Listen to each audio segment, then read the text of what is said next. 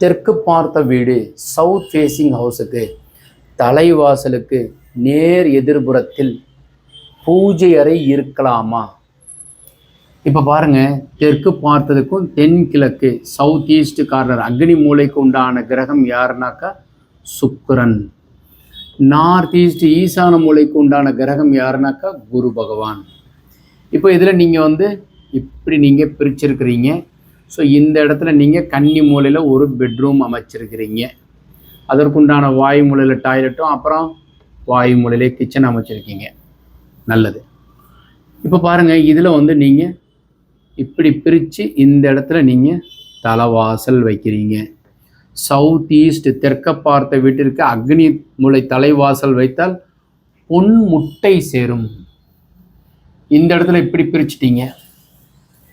இது ஒரு ரூம் அமைச்சிருக்கீங்க. இந்த இடத்துல வாசல் வைக்கிறீங்க. இது பூஜையாக வைக்கிறீங்க.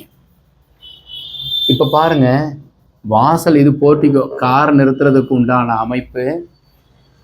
தெற்க பார்த்த வீட்டிற்கு அக்னி மூலை தலைவாசல் பொன்முட்டை சேரும்.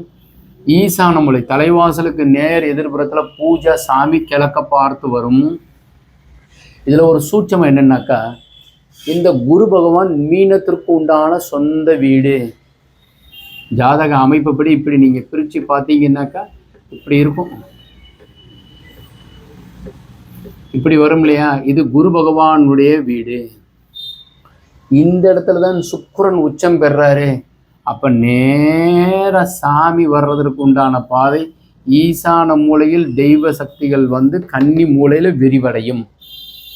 அப்போ தாராளமாக தெற்க பார்த்த வீட்டிற்கு நேர் எதிர்புறத்தில் பூஜை வைத்து கொள்ளலாம்.